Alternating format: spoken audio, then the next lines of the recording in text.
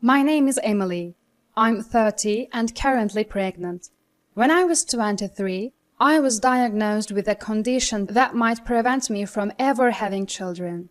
For my younger self, that diagnosis was a heavy burden to bear. I feared that any potential romantic partners would reject me if they knew I might not be able to have children, so I stayed away from relationships. But then last year, I reconnected with Logan at our high school reunion. Logan confessed that he'd had feelings for me since high school and asked to exchange contact information at the reunion. Logan expressed his affection for me with such persistence and strength that I found myself growing attracted to him too. I had been honest with Logan about my potential inability to have children, but Logan said he still wanted to marry me, and so we tied the knot last year.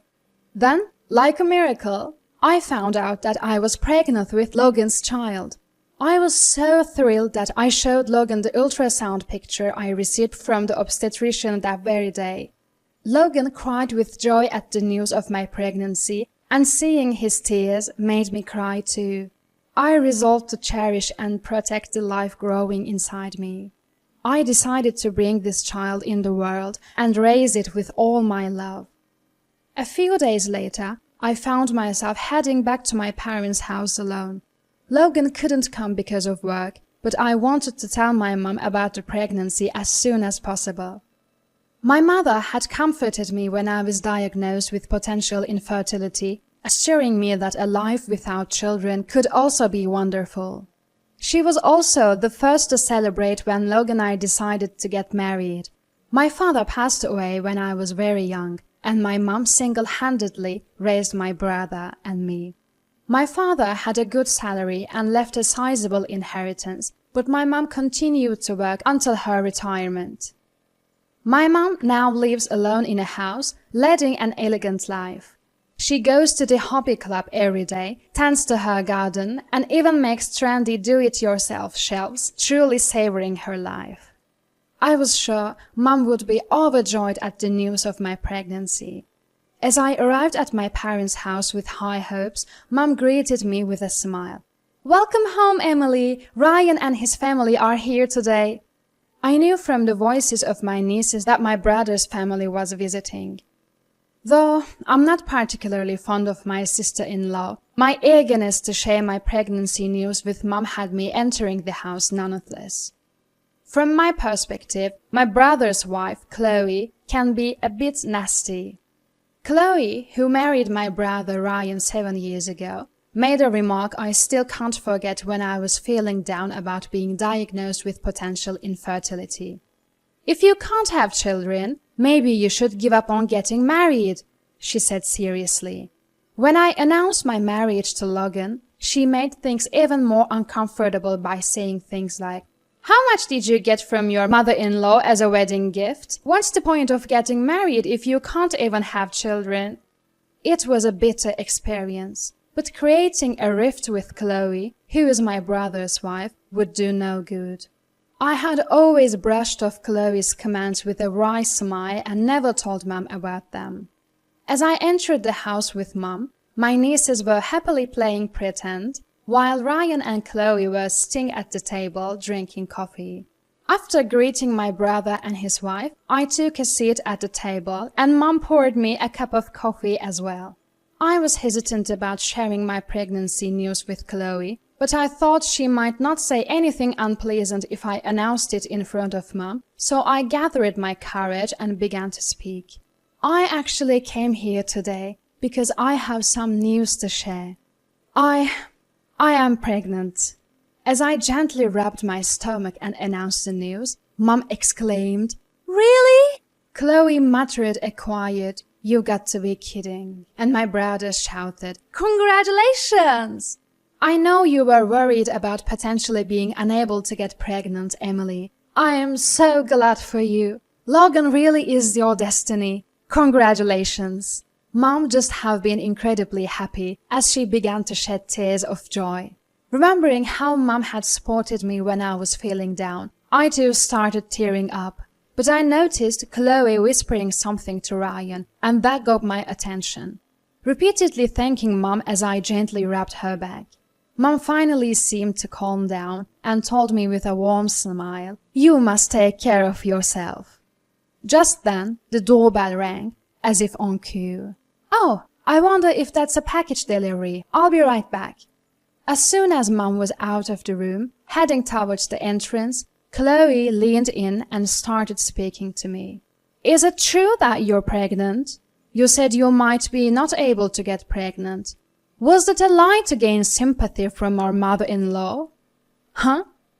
Caught off guard by her unexpected accusation, I could only stare at her in surprise, while my brother feigned ignorance. Seeing no help coming, I firmly responded, "No, that's not true.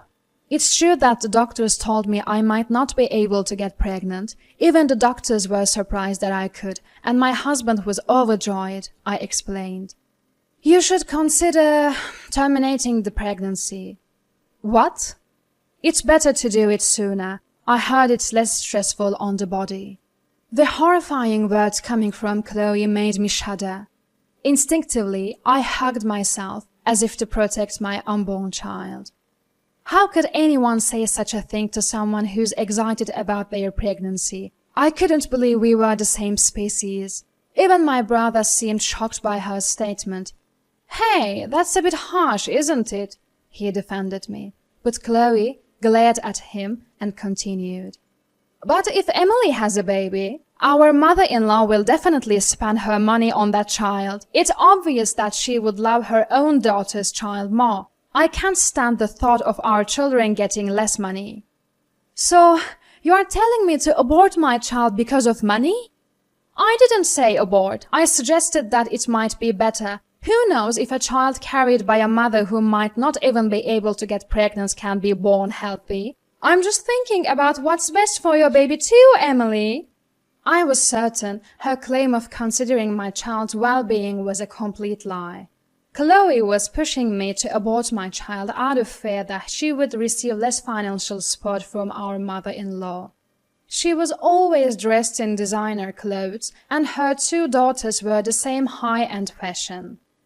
Moreover, she and my brother lived in a large house and drove an expensive foreign car. I knew my brother worked at a sizable company and earned a good salary, but I couldn't imagine it would be enough for such luxuries. Though it was hard to believe, I deduced from our conversation that my brother and his wife were receiving a significant amount of money from our mother-in-law. "I have no intention of receiving financial support from Mom. Please stop suggesting that I should terminate." "The baby can hear you," Chloe snorted at my words. "There's no way the baby can hear," she retorted, with a mean expression on her face. To me, she looked like a devil. When my mom returned, my brother and his wife suddenly became restless.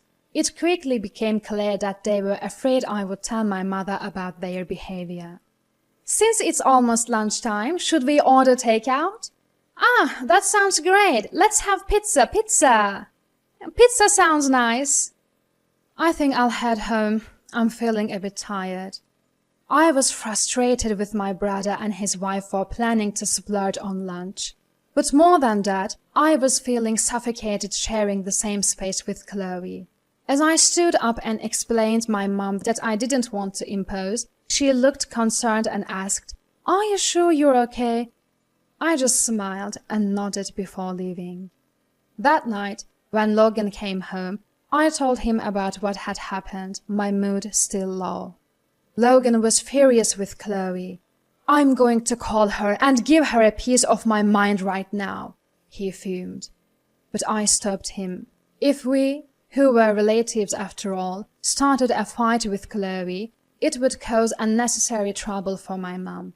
However, I couldn't stand seeing my mom being treated like a cash cow by Chloe. I decided to report today's events to her.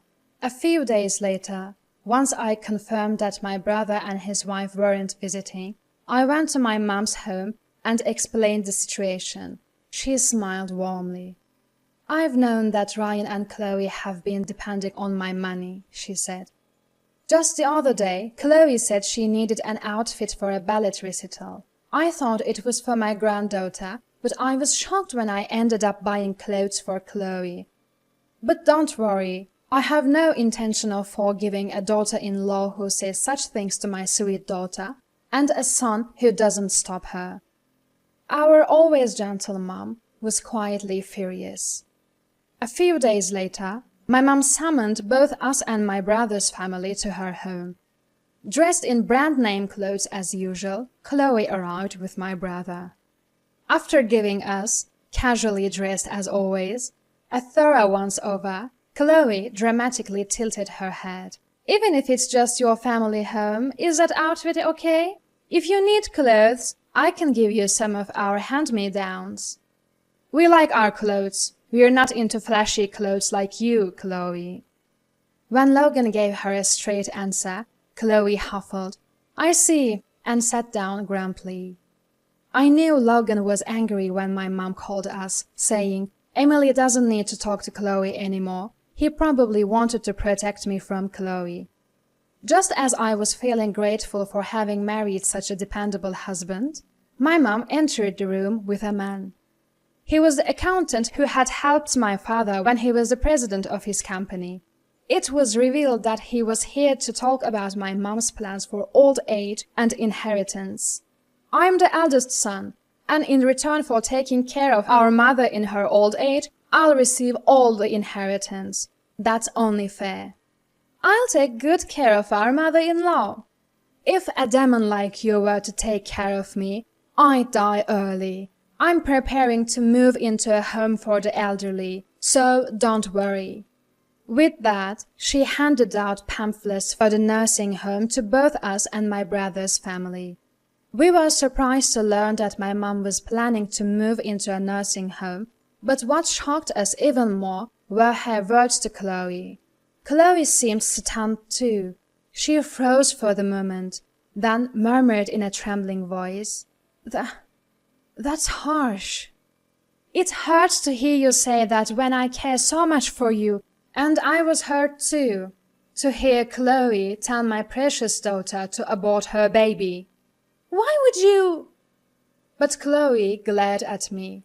I glared back. I reported everything to Mom. "You tattled on me?" Chloe's voice rose in anger, and Logan just shrugged his shoulders. "Well, maybe you shouldn't have said something that would cause trouble if it were reported," Logan countered. "It's only natural for Emily to tell our mother-in-law if you said something like that." Ignoring Chloe, who was gritting her teeth in frustration, my mom said, "Now, let's get back to the matter at hand. As for the distribution of my inheritance, I've decided that all my assets will go to Emily after my death." "What? Why, Mom? I'm your eldest son." "According to our tax consultant, all of the gifts you received from me during my lifetime should count." My older brother and Chloe, bewildered, could only stare blankly as the tax consultant took out several documents from a file. One by one, my mom laid them out on the table. "The cost of your wedding, your honeymoon, down payment on your house and car. I lent you the money for all of this with the understanding that you would pay me back, but I haven't received a cent in return." The documents laid out on the table were all loan agreements. Each one detailed how much was borrowed from Mom and what for. At the end of each document were the clear signatures of my older brother and Chloe. I've decided not to request repayment for these loans. Instead, I will count them as gifts made during my lifetime. This way, by leaving the remainder of my estate to Emily, I'm making sure everything is equal." "You're joking." Next to him, Chloe went after Mom. "But Mom, you're going to be spending money on Emily's child from now on, aren't you? Your own daughter's child has to be more precious to you. Isn't that also a gift made during your lifetime?" "She wants me to use my money solely to enjoy the rest of my life. Therefore, from now on, I will only be giving gifts to my grandchild on special occasions." Chloe seemed far from satisfied, but as the tax consultant calmly explained the property distribution, she seemed to have run out of objections. My older brother, realizing he would not be receiving an inheritance, looked deeply disappointed. The mood in the room was tense and somber. However, I felt a strong sense of relief knowing that Mom wouldn't be treated like a cash machine any longer. After this discussion, my older brother and Chloe stopped visiting our mother's house. So they really did only see me as a volatile, but after my child was born, I started visiting home more often. Whenever she was able to play with her grandchild, she seemed truly happy. Even without the money, just seeing Mom shower my child with love was more than enough for me. I later heard from Mom that Chloe used to mock us for both having jobs.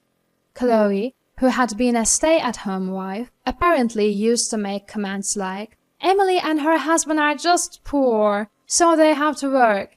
But now, she works much longer hours than me to pay for the house and car loans and for her kids' extracurricular activities. Living a lifestyle beyond her means, counting on Mom's wallet, she now has no choice but to work as she can't bring herself to lower her standard of living. Ever since she started working, she's been increasingly irritable. Mom says that my brother has been calling more frequently to vent about Chloe. Struggling to balance housework, child rearing, and work, their home is always in a mess, and there seems to be no end to their problems. I've heard that my brother is even considering divorce. Right now, my husband and I are pouring our love into our child that came us like a miracle. Of course, we don't receive any support from Mom, so we are working on hard to save for our child's future education.